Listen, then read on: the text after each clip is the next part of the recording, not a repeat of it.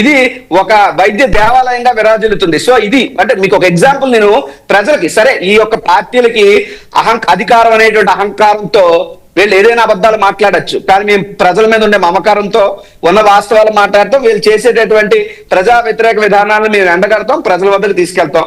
ఇక నెంబర్ 2, నాకు ఇక్కడ ఒక అంశం కనబడతా ఉంది. అంటే ఉదాహరణకి అజయ్ సజ్జా సోదరుడు చెప్పాడు, ఆయన అయ్యవని పోలీస్ రిక్రూట్మెంట్ కి సంబంధించి జగన్మోహన్ రెడ్డి గారి హయాంలోనే మేము జగన్ గారు నోటిఫికేషన్ ఇచ్చారు, ప్రిలిమ్స్ పెట్టారు. దాని ముందు హాల్ టికెట్ల మా హయాంలోనే ప్రిలిమ్స్ పెట్టాం, రిజల్ట్ ఇచ్చాం, ఫిజికల్ పెట్టాం, రిజల్ట్ ఇచ్చాం. కోర్టు కేసుకి వెళ్ళింది.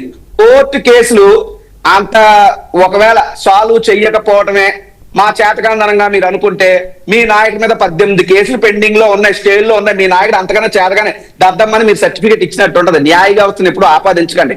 యాజ్ అన్ అడ్వకేట్ చెప్తున్నా, న్యాయ వ్యవస్థను శాసించేంత స్థాయి ఏ వ్యవస్థకి లేదు. దానికి సమయం పడుతుంది, సమయం అనుకూలంగా వచ్చింది. ఇప్పుడు మీ ప్రభుత్వం వచ్చారు, మీరు మీ నాయకుడు లేదా పవన్ కళ్యాణ్ గారు సరే ఫ్లోలో పవన్ కళ్యాణ్ గారు చెప్పేశారు అనుకోండి, పాత గవర్నమెంట్ నుంచి వచ్చింది, ఇది మేము చేసింది కాదన్నట్టు ఆయన చెప్పాడు అనుకోండి. బట్ చంద్రబాబు నాయుడు గారు ఎక్స్పీరియన్స్ కాబట్టి పైన మంచి కవర్ డ్రైవ్ ఇచ్చి క్రెడిట్ చోరీ ఆయన చేసి ఏదో ఆయన చేసినట్టు చెప్పుకున్నారు. అయితే ఒకటి, మీకున్నటువంటి స్కిల్స్ మా దగ్గర లేవు. వాస్తవమే, 6,500 ఉద్యోగాలు ఇచ్చి మేము ఏ రోజు ఇలా చెప్పుకోలేదు, లేదా 1,25,000 సచివాలయ ఉద్యోగాలు ఇచ్చి మేము ఏ రోజు చెప్పుకోలేదు, లేదా ఏపీఎస్ఆర్టీసీలో 58,000 మందికి సంబంధించి మంచి చేసి ఏ రోజు మేము ఇలా మీటింగ్లు పెట్టుకోలేదు.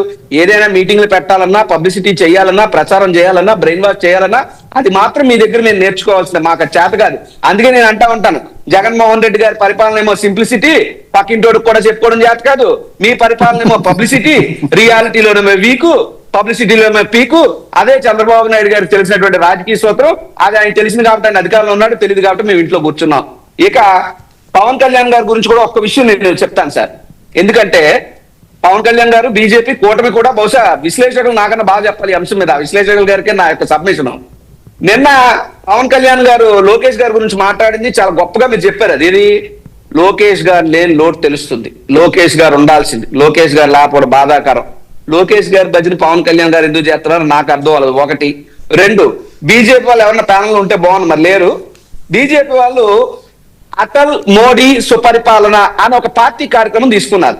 ప్రతి చోట కూడా హోర్డింగ్లు పెట్టారు, నేను చూశాను. మా విశాఖపట్నంలో కూడా చాలా చోట్ల హోర్డింగ్లు పెట్టారు. ఇందులో మీరు కూటమిలో నాయకులు కాబట్టి ఓకే, మీ పార్టీ ప్రోగ్రామ్ అయినప్పటికీ మీ పార్టీ ఇప్పుడు అధికారంలో కూటమిలో ఉంది కాబట్టి చంద్రబాబు నాయుడు గారు ఫోటో వేసుకున్నారు, బాగుంది. పవన్ కళ్యాణ్ గారు ఫోటో వేసుకున్నారు, మరి బాగుంది. లోకేష్ గారు ఫోటో ఏంటంటే, ఊయిస్ లోకేష్ ఒక మంత్రే కదా, అంటే లోకేష్ భావి ముఖ్యమంత్రిగా బీజేపీ పవన్ కళ్యాణ్ అంగీకరించేశారా అన్నటువంటి అనుమానం కలుగుతా ఉంది. పవన్ కళ్యాణ్ గారు చంద్రబాబు నాయుడు గారిని పొగుడుకోండి, తప్పులేదు. మీకన్నా వయసులో పెద్దోడు ఇంకోటో, మీరు ఇంత ఇదైపోవాల్సినటువంటి అవసరమే ఉంది. అయితే ఒకటి, అసలు మీకేంటి ఇందులో ఇబ్బంది? ఆయన ఎవరిని ఒప్పుకుంటేని, ఆయన లోకేష్ గారు సీఎం అని ఒప్పుకుంటే మీకు బాధ ఏంటి? నేను ఆ మాట నేనే చెప్పాను. మీరు నన్ను అడగకన్నా ముందు నేను చెప్పాను, కందకలేని దొరదా కత్తిపేటకి ఎందుకు అన్నాడట.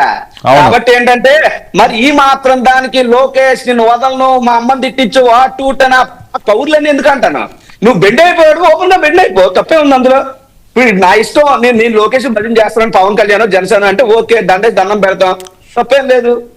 అది మీ రాజకీయం మీరు చేసుకోండి, కానీ ప్రజల్ని మభ్య పెట్టద్దు, ప్రజల్ని ఎర్రోలు చేసి మీ రాజకీయాల కోసం వాడుకోవద్దు, ప్రజల్ని మీరు రెచ్చగొట్టద్దు. అది నేను చెప్తున్నా. బీజేపీ వాళ్ళు పోనీ జనసేన వదిలేయండి సార్, బీజేపీ అధినాయకత్వం ఆలోచించుకోవాలి. ఏంటి అంత వీక్ అయిపోయిందా బీజేపీ? ఆంధ్ర రాష్ట్రంలో అంత చేతవాత కాకుండా ఉన్నారా బీజేపీ లీడర్లు అందరూ? ఏం సమాధానం చెప్పుకుంటారు? మీరు వెళ్ళి మీ క్యాడర్ని అడగండి, బీజేపీని కానీ జనసేన క్యాడర్ని కానీ గ్రౌండ్ లెవెల్ అడిగితే ఎందుకు బాబు మాకు ఈ పరిస్థితి అనే పరిస్థితిలో ఉన్నాయి. రెండోది, జనసేన వాళ్ళు సోదరిమని కూడా మాట్లాడారు. అమ్మ మీరు ఎక్కువ నేను మిమ్మల్ని విమర్శించను కానీ మీకు మీరు ఆలోచించుకోమని ఒక పాయింట్ చెప్పి నేను ముగిస్తాను నా వెర్షను. జనసేన పార్టీకి సంబంధించి 21 మంది శాసనసభ్యులు, మీరు 21 మంది శాసనసభ్యులు ఉన్న ప్రతి చోట తెలుగుదేశం పార్టీ ఇన్ఛార్జ్ అంటే కాన్స్టిట్యున్సీ కోఆర్డినేటర్ ఉన్న వ్యక్తికి ప్రభుత్వంలో పదవులు ఇచ్చారు, ప్రోటోకాల్ హోదాను కల్పించారు, ప్రతి పనిలోనే ఇంటర్వ్యూని అవుతున్నారు. అవునా కాదా మీ ఎమ్మెల్యేలు మీ క్యాడర్లు కనుక్కోండి. కానీ తెలుగుదేశం పార్టీ ఎమ్మెల్యేలు ఉన్న ప్రతి చోట మీ ఇన్ఛార్జీకి ఏమైనా పదవులు వస్తున్నాయా? ఏమైనా ఇస్తున్నారా? ఏమైనా అధికారులు ఉన్నాయా మీకు? మీరు ఊరికే జబ్బలు చేర్చుకోవడం చెప్తే మీరు వెళ్తే ఆఫీసులో కూర్చున్న ప్యూన్ కూడా లేసే పరిస్థితి లేదు జనసేన వాళ్ళకి. మీరు జబ్బలు చేర్చుకుని మేము భజన చేస్తాం, మేము వాళ్ళ వెనకాల తిరుగుతాం, 15 ఏళ్ళు మేము ఊడిగం చేస్తాం అంటే గో హెడ్, నో ఇష్యూ. మాకేం అభ్యంతరం లేదు. బట్ మమ్మల్ని విమర్శించే ముందు మీరేంటి, మీ స్థితి Okay. ఏంటి, మీ పరిస్థితి ఏంటి, మిమ్మల్ని మీరు ఆత్మ విమర్శ చేసుకోండి. సగటు జనసేన కార్యకర్త ఎంత బాధపడకుండా ఆలోచించండి. మీ నాగబాబు గారికి మంత్రి పదవి ఇస్తామని చెప్పి December 9, 2024 ఒక అధికారిక ప్రకటన ఇచ్చారమ్మా. Telugudesam party official letter head మీద నాగబాబు గారిని మంత్రివర్గంలోకి తీసుకుంటున్నామని. ఏడాదైంది, దిక్కు దివాణం లేదు మీకు. మీ పార్టీ నాయకుడు సొంత తమ్ముడికి మంత్రి పదవి ఇస్తామని అధికారంగా చెప్తే ఏడాదైతే మీ మంత్రి పదవి తెచ్చుకోలేని మీరు కూడా మమ్మల్ని, మా పార్టీ నాయకుడిని తల్లో మోకాలను విమర్శిస్తే మీ నాయకుడికి మీకు తల్లున్నాయా, తల్ల అధికారంలో పెట్టి తిరుగుతున్నారు రాజకీయంగా? మీ వంటి అధికారంలో Okay. పక్కన పెట్టండి. కాబట్టి విమర్శ చేసేటప్పుడు చాలా సునాయాసంగా ఉంటది. మాట అంటమే కాదు, మాట పడే ఓపిక, సహనం, ఓర్పు ఉన్నప్పుడు ఒకరిని విమర్శించండి. మీ రాజకీయం మీరు చేసుకుంటే బాగుంటది. ఉత్తినే